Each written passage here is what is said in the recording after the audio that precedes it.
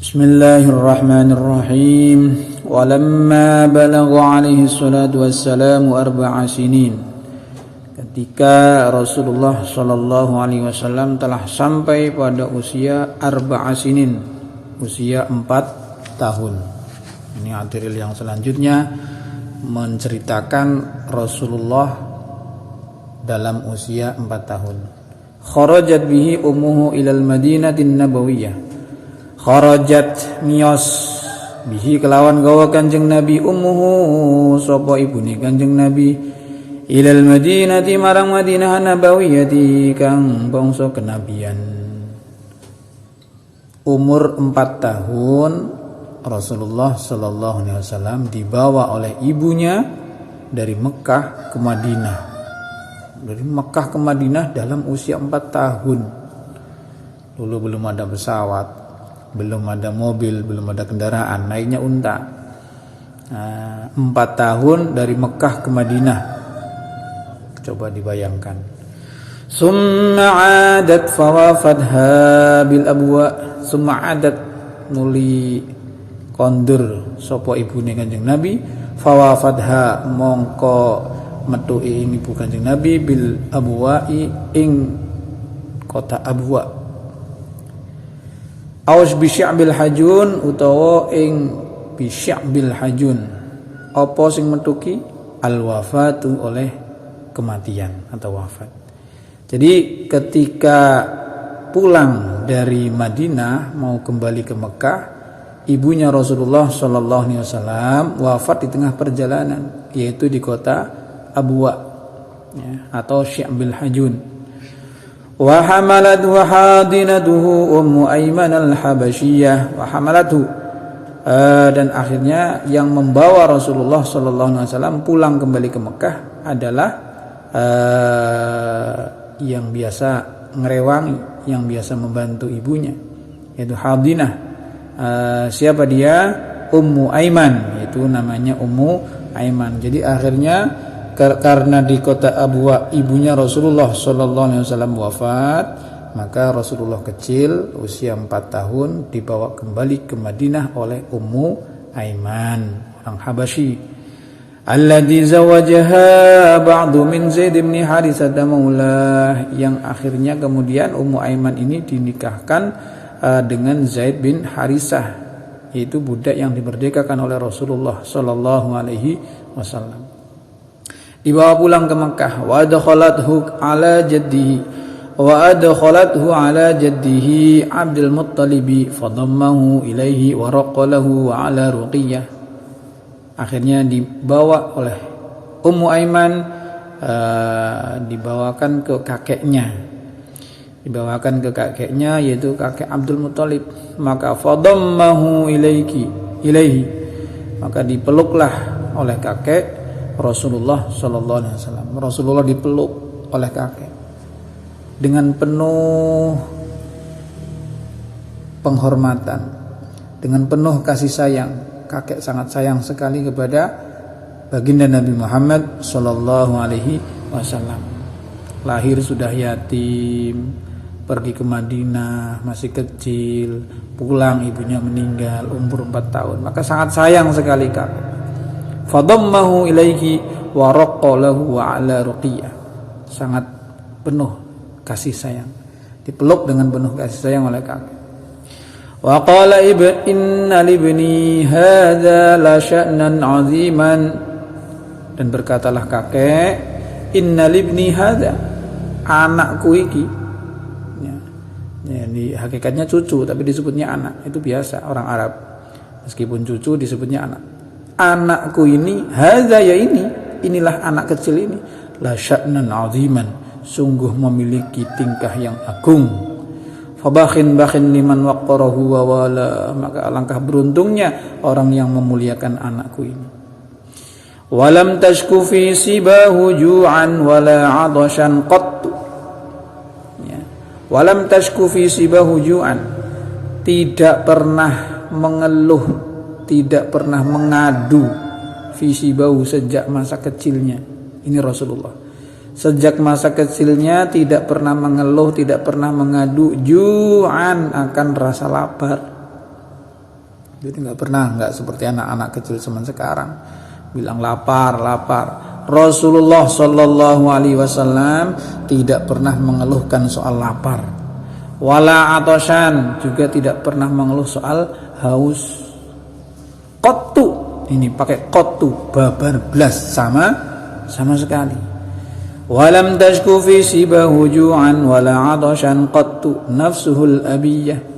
Jadi sejak kecil Rasulullah Sallallahu Alaihi Wasallam memang memiliki tingkah yang bagus, akhlak yang mulia, tidak pernah mengeluh baik masalah lapar, masalah haus sejak kecil sama sekali. Qattu. Wa katsiran ma ghada faghdada bima'i zamzama fa ashba'ahu wa arwah. Wa katsiran ma ghada, dan banyak, kerap kali, kasiron ma itu kerap kali, sering kali pagi-pagi Rasulullah itu sarapan air zam-zam.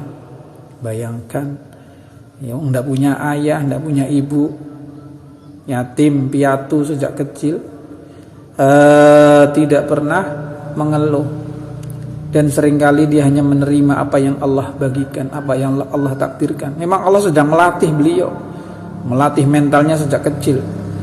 Seringkali pagi-pagi hanya sarapan air zam-zam, air putih. Fa ashba'ahu wa arwa, maka cukup itu yang mengenyangkan Rasulullah Sallallahu Alaihi Wasallam. Walamma unikhat bi fana'i jaddihi Abdul Muttalib madayal maniyah, maka ketika kakeknya sampai pada ajalnya, ini bahasa sastranya yang menunjukkan arti ketika kakek sudah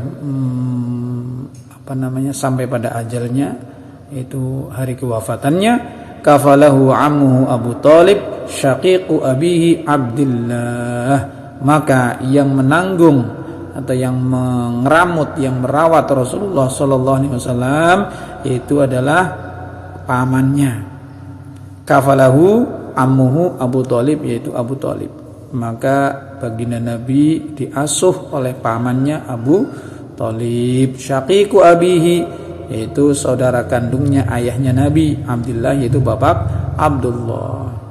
Jadi ketika kakek yang sangat sayang ini, itu ketika Rasulullah Sallallahu Alaihi Wasallam usia 8 tahun, kakek wafat, maka baginda Nabi diasuh oleh pamannya. Faqama bi kafalatihi bi'azmin qawiyyin wa himmatin wa hamiyah, maka pamannya ini sangat serius di dalam mengasuh baginda Nabi Muhammad Sallallahu Alaihi Wasallam. Bi'azmin qawiyyin, dengan kekuatan dan sejog hati, sangat perhatian lah maksudnya, sangat perhatian sekali pamannya ini kepada baginda Nabi Muhammad Sallallahu Alaihi Wasallam. Wa qaddamahu 'ala an-nafsi wal banina wa rabbah, dan mendahulukan Nabi. Pamannya ini meskipun punya anak, punya istri, tetap mendahulukan keponakannya ini, tetap didahulukan atas dirinya sendiri. Demikian juga mendahulukan Nabi daripada anak-anaknya sendiri. Jadi kalau ada makanan, Rasulullah dulu yang disuruh makan. Pokoknya lebih memprioritaskan Rasulullah Sallallahu Alaihi Wasallam ketimbang dirinya sendiri dan anak-anaknya. Walamma balaghna 10 sanatan rahala bihi sallallahu alaihi wasallam ammuhu ilal biladi syamiyah. Jadi ketika telah sampai usia 12 tahun, maka Rasulullah sallallahu alaihi wasallam dibawa ikut pergi oleh pamannya, dibawa jalan-jalan pergi ke Syam. Umur 12 tahun dibawa pergi ke Syam. Syam itu Syria, jauh, lebih jauh dari Madinah. Mekah ke Madinah, Madinah berarti ke arah timur, kalau ke Syam itu ke arah utara. Wa arafahu ar-rahibu bahira bima hazahu min wasfin nubuwwati wa hawa. Ketika di perjalanan, baginda Nabi sallallahu alaihi wasallam itu dikenali oleh seorang pendeta Bahira. Pendeta ini mengenal bahwa anak kecil ini kelak akan menjadi nabi. Ya. ada tanda-tanda kenabian min wasfin nubuwati wa hawa. Jadi pendeta itu ulama zaman dulu, ulamanya Bani Israel zaman dulu yang mempelajari kitab-kitab samawi, yaitu kitab Taurat, itu memahami atau mengenali ciri-ciri nabi akhir zaman. Nah, ketika melihat anak yang usia 12 tahun ini, diperhatikan, diteliti, ditelusuri, ada tanda-tanda kenabian. Ya. Wa qala inni urahu sayyidal alamina wa rasulullahi wa nabiyya. Dan berkata, rohib tadi, pendeta tadi berkata, saya yakin anak ini kelak akan menjadi sayyidal alamin, junjungan alam, dan akan menjadi utusan Allah dan menjadi nabinya Allah. Berdasarkan apa? Berdasarkan sifat-sifat yang ada pada fisiknya. Qad sajada lahu asy-syajaru wal hajaru wa la yasjudani illa li nabiyyin awwah. Qad sajada lahu asy-syajar. Berarti diterangkan dalam kitab-kitab terdahulu, ciri-ciri nabi akhir zaman ini akan disujudi oleh para pepohonan. Pepohonan saja sujud. Wal hajar, bebatuan sujud. Wala yasjudani illa linabiyyin, dan kedua pohon dan batu itu tidak akan pernah sujud kecuali kepada nabi. Ya. Batu, kayu tidak akan pernah sujud kecuali kepada nabi. Lah ini kok ada pepohonan kok merunduk, ada batu kok mendekat sujud kepada anak kecil ini. Oh, ini adalah tanda kalau anak kecil ini kelak akan menjadi nabi akhir zaman. Ini pendeta yang bilang, yang mana dia itu mempelajari kitab-kitab samawi terdahulu. Wa inna lanajidu na'dahu fil kutubil qadimatis samawiyah, dan saya temukan sifat-sifat itu fil kutubil qadimah, pada keterangan yang disebutkan dalam kitab-kitab terdahulu. Ya, kitab-kitab samawi, kitab-kitab dari langit, yaitu kitab Taurat, kitab Injil. Jadi kitab-kitab terdahulu, Zabur, Taurat, Injil, di dalamnya itu menerangkan tentang nabi akhir zaman. Ya. Wa baina katifai khatamun nubuwwati qad ammahu an-nur wa ala, dan di antara kedua walikat itu apa? Centongan, pundaknya. Di antara dua pundaknya Rasulullah sallallahu alaihi wasallam, di belakang itu khatamun nubuwah, itu ada stempel kenabian, tanda kenabian. Qad amahun nur wa ala, yang dipenuhi dengan cahaya. Maka wa amara amahu biraddihi ila Makkah. Akhirnya pendeta tadi bilang, perintah kepada paman Abu Thalib yang membawanya untuk pulang saja ke Mekah. Amara amahu biraddihi ila Makkah. Udah Pak, Bapak pulang aja, bawa anak kecil ini ke Mekah, enggak usah lagi dilanjutkan perjalanan. Takhawufan alaihi min ahli dinil yahudiyah, karena khawatir akan terjadi hal-hal yang tidak diinginkan dari orang-orang Yahudi. Memang orang Yahudi sudah tahu nabi akhir zaman, maka dia memusuhinya karena khawatir kepemimpinan atau kekuasaannya itu akan direbut oleh nabi akhir zaman. Faraja'a bihi wa lam yujawiz minasyamil muqaddas busrah, hingga akhirnya paman Abu Thalib tadi kembali dengan membawa Rasulullah sallallahu alaihi wasallam, dan lam yujawiz minasyam, hingga akhirnya belum sampai ke Syam. Ya, jadi belum sampai ke Syam, akhirnya pulang. Karena di tengah perjalanan dikasih tahu oleh rohib tadi, ya, untuk pulang karena anak yang dibawa itu memiliki tanda-tanda kenabian, kelak akan menjadi nabi dan akan dimusuhi oleh orang-orang Yahudi. Maka karena khawatir nanti terjadi hal-hal yang tidak diinginkan dari orang Yahudi, para pendeta tadi menyuruh paman Abu Thalib untuk kembali ke Mekah. Wallahu a'lam bishawab.